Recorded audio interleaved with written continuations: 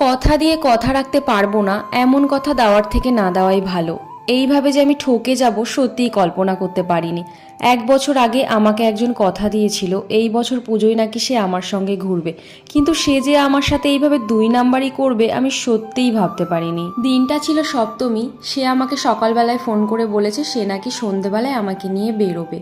আমি তো মনের আনন্দেই মেশিন নিয়ে বসে পড়েছি ড্রেস সেলাই করব বলে। তোমরা কিন্তু আবার ভেবো না যে আমি সবার ড্রেস সেলাই করি, আমি আমার নিজের ড্রেসটাই সেলাই করছিলাম। আর সত্যি কথা বলতে আমি যেই ড্রেসই কিনি না কেন আমাকে একটু হলেও মারতে হয়, তো তার জন্য আমি বাজারে যাই, বাজারে মারতে 30 টাকা নেয়। একবার আমি 12খানা কুর্তি কিনেছিলাম, তো সেই 12টা কুর্তি মারতে আমার 350 টাকা নিয়েছিল। তো আমি বাড়ি এসে বসে বসে ভাবছিলাম 350 টাকা দিয়ে আমি কুর্তি মারলাম, তাহলে তো আমার আরেকটা কুর্তি হয়ে যেত।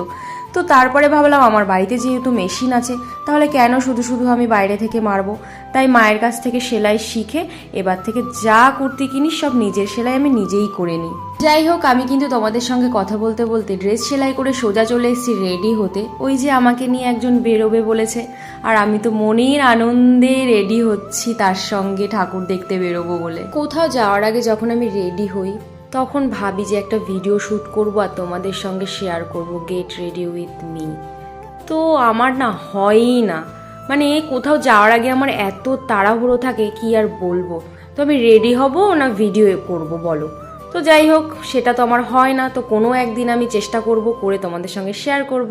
তো যাই হোক, আমি তো রেডি হয়ে গেছি, আর আমাকে নিয়ে যে বেরোবে তার কোনো পাত্তা নেই, আমি তার অপেক্ষায় করছিলাম।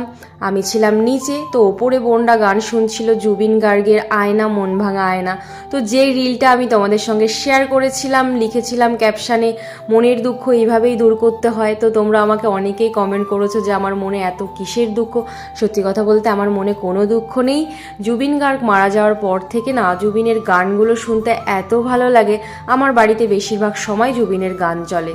তো গাইস, আসল কথায় আসি, ঠাকুর দেখতে যাব বলে যে সুন্দর করে রেডি হলাম, আর যে আমাকে ঠাকুর দেখাতে নিয়ে যাবে তার জন্য অনেকক্ষণ অপেক্ষা করার পরে দেখলাম যে তার ফোন আসছে না, তো আমি নিজেই তাকে ফোন করলাম।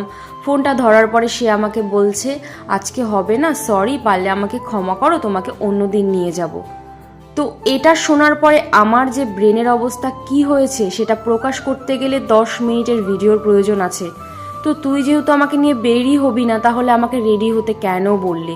মাথা ঠান্ডা করে ভেবে দেখলাম আজ হলো সপ্তমী, আর আমি যেহেতু রেডিই হয়েছি তাহলে নহাটা বাজার থেকে ঘুরে আসি, আর আমার ছোট্ট একটা কাজ আছে সেটাও মিটিয়ে আসি। বাজারে গিয়ে দেখা হলো পম্পার সঙ্গে, ওর দোকানে গিয়ে বসে কিছুটা সময় আড্ডা দিয়ে দেখো আমরা 3জনে একসঙ্গে বাড়ি ফিরছি। আমার সপ্তমীর সন্ধ্যা কিন্তু এইভাবেই কাটলো।